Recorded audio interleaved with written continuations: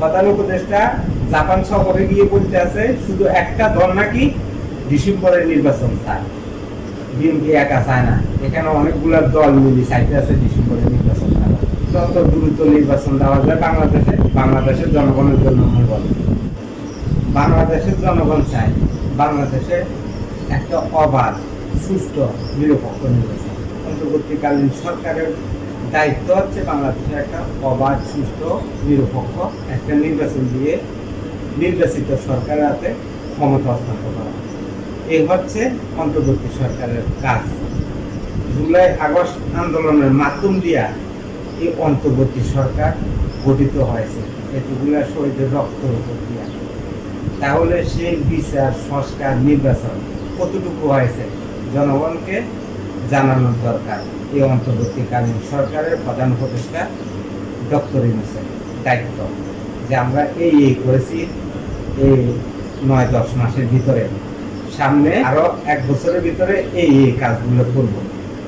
তার ভিতরে ডিসেম্বর থেকে জুনের মধ্যে নির্বাচন করব। কোন কাজ দৃশ্যমান মানুষে দেখতে পায়? কোনো কাজ তো করা হয়নি। বিচার, সংস্কার, নির্বাচনের নামে নাটক শুরু করে দিচ্ছে। বিএনপি যখন নির্বাচনের কথা বলে তখন উপদেষ্টাও গায়ে জ্বালা ধরে যাবে। কেন জ্বালা ধরবে তাদের গায়ে? জনগণ বসাইছে তো একটা অবাধ, নিরপেক্ষ, সুস্থ নির্বাচন করার জন্য। তো এই জনগণের যদি আকাঙ্ক্ষা পূরণ না হয় তাহলে এই সরকারকে বসায় কি হলো? স্বৈরাচার দেশ থেকে বিতাড়িত হয়ে লাভ হয়েছে কি? তারা তো স্বৈরাচারের মনোভাব নিয়ে বসে আছে, এখানে তো কোনো লাভ হলো না। কারণ বিএনপি যখন নির্বাচনের কথা বলে তাদের স্বৈরাচারী মনোভাবটা দেখা যায়। বিএনপি নির্বাচন চায়, সংস্কার চায় না, বিচার চায় না, এগুলো বলতে আছে অন্তর্বর্তীকালীন সরকারের উপদেষ্টারা। বিএনপি সংস্কার, বিচার, নির্বাচন সবকিছু চায়। এই প্রক্রিয়াগুলো সম্পূর্ণ দৃশ্যমান করে একটা নির্বাচন দেওয়া হোক, বিএনপির চাওয়া, জনগণের চাওয়া। কিন্তু এখন পর্যন্ত সংস্কার, বিচার, নির্বাচনের বিষয় দৃশ্যমান কোনো প্রক্রিয়া দেখা যায় না। শুধু দেখা যায় কি ক্ষমতা উপভোগের কিছু নমুনা। কিরকম? এই যে বিএনপি নির্বাচনের কথা বললে প্রধান উপদেষ্টা গায়ে জ্বালা ধরে যাবে। প্রধান উপদেষ্টা জাপান সফরে গিয়ে বলতে আছে শুধু একটা দল নাকি ডিসেম্বরের নির্বাচন চায়। সেই দলটাকে বিএনপি। অবশ্যই বিএনপি নির্বাচন চাইবে ডিসেম্বরের মধ্যে। বিএনপি চাওয়ার এখানে রাইট আছে, কারণ বিএনপি 16-17 বছর ধরে গণতন্ত্রের জন্য, নির্বাচনের জন্য জুলুম, নির্যাতন, নিপীড়নের শিকার হয়েছে বিএনপি। এরকম জুলুম, নির্যাতনের শিকার কেউ হয়নি। তাহলে তারা নির্বাচন চাইবে না তো নির্বাচন কে চাইবে? যারা নির্বাচন চায় না সেই দলগুলা কারা? কিছু ইসলামী দল, এনসিপি, ডক্টর ইউনূস, এগুলো নির্বাচন চায় না। এগুলো স্বৈরাচারী মনোভাব নিয়ে চলে। এ কারণে বিএনপি নির্বাচনের কথা বললে তাদের গায়ে জ্বালা পড়ছে। জনগণের ছাও পাওয়া তো এখানে যে অবাধ, সুস্থ একটা নির্বাচন দেওয়া অন্তর্বর্তীকালীন সরকার। তো অন্তর্বর্তীকালীন সরকার যদি নির্বাচন যে দিবে সেই দিকে তো হাঁটতে হবে, তাহলে না একটা আশা ভরসা পায় জনগণের যে ভবিষ্যতে নির্বাচনের ভোট। তো এই ডিসেম্বর থেকে জুনের মধ্যে নির্বাচনের ভোট, এমন কোনো নির্দিষ্ট টাইম টেবিল আছে? 6 মাসের ভিতর নির্বাচন হবে। কোন সময়টা নির্বাচনের ভোট? জনগণ 16, 17, 18 বছর ভোট দিতে পারে না। জনগণের এখানে আকাঙ্ক্ষা আছে ভোট দেওয়ার। তো জনগণের সেই আকাঙ্ক্ষা তো অন্তর্বর্তীকালীন সরকার পূরণ করতে পারে না। আরো অন্তর্বর্তীকালীন সরকারের প্রধান উপদেষ্টা জাপানে গিয়ে মিথ্যাচার বলতে আছে শুধু একটা দলের নির্বাচন চাইতে আছে, বাকি দলগুলো নির্বাচন চায় না। যদি এখানে নির্বাচন না লাগে তাহলে শেখ হাসিনা আর ডক্টর ইউনূসের মধ্যে পার্থক্য কই? এখানে তো পার্থক্য নাই। বাংলাদেশের সব জনগণ চায় দেশে একটা অবাধ, সুস্থ নির্বাচন। যদি সেই নির্বাচনকে বাধাগ্রস্ত করা হয় তাহলে ওই স্বৈরাচার আর এই স্বৈরাচারের কোনো পার্থক্য থাকে না। আর নির্বাচনের কথা বললে কেন জ্বালা ধরব উপদেষ্টার গায়ে, এনসিপির গায়ে, ইসলামী আন্দোলনের গায়ে কেন জ্বালা ধরবে?